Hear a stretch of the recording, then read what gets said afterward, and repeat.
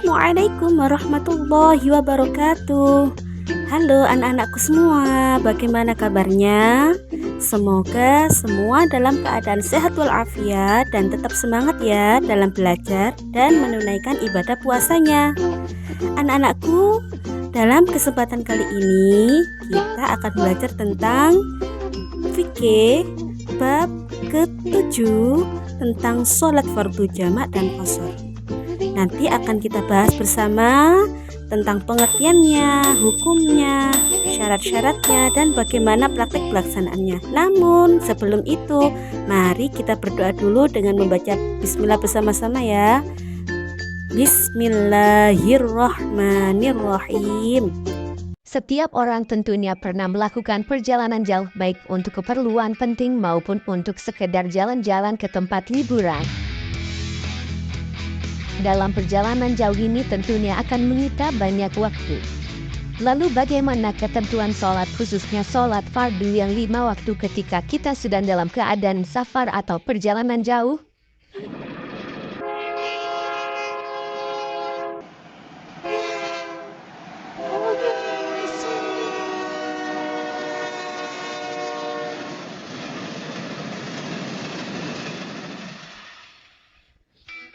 Video kali ini akan membahas mengenai ketentuan sholat jamak dan qashar.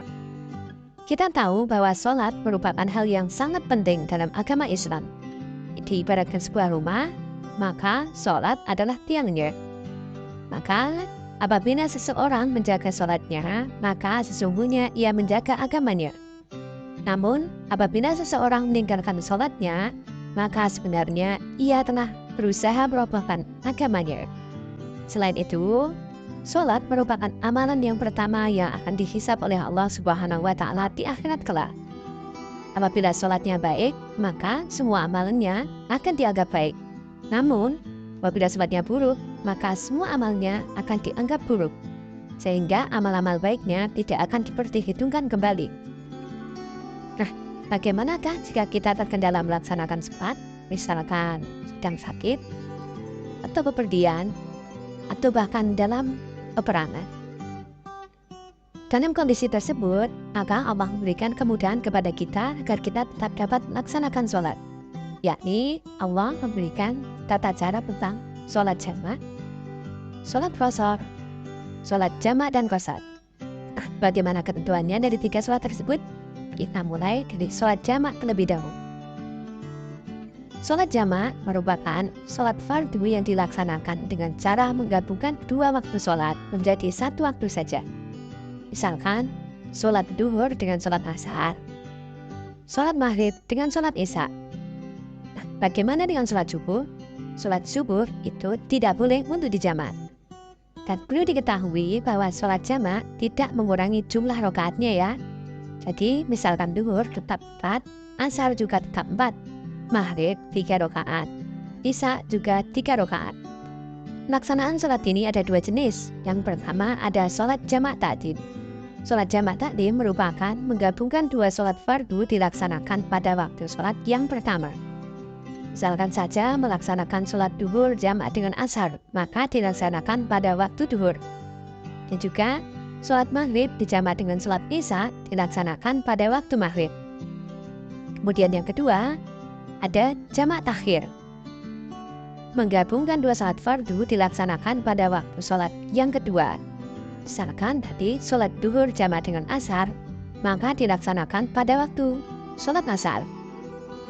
Kemudian sholat maghrib dengan sholat isya dilaksanakan pada waktu sholat isya. Sholat ini hanya boleh dilakukan ketika kita mengalami hal tertentu, yakni ketika sedang sakit yang butuh istirahat total, kemudian sedang dalam perjalanan yang jauh, misalkan ke Jakarta atau Surabaya atau ke tempat lain yang memang di situ kita melewati 2 waktu sholat. Kemudian selanjutnya ada yang namanya sholat qashar. Sholat qashar merupakan sholat yang dilaksanakan dengan cara meringkas bilangan rakaatnya dari 4 rakaat jadi 2 rakaat. Sholat yang bisa diringkas hanya ada 3 ya.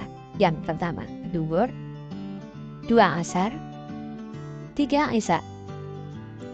Karena notabene sholat ini hanya beringkas, maka tidak ada yang namanya qashar taqdim maupun qashar takhir. Sholat ini hanya boleh dilaksanakan ketika kita sedang dalam perjalanan jauh, kemudian terjadi peperangan sehingga kondisi tidak aman. Kemudian selanjutnya ada yang namanya sholat jamak qashar. Sholat jamak qashar merupakan sholat fardu yang dikerjakan dengan cara digabungkan waktunya dan diringkas rakaatnya.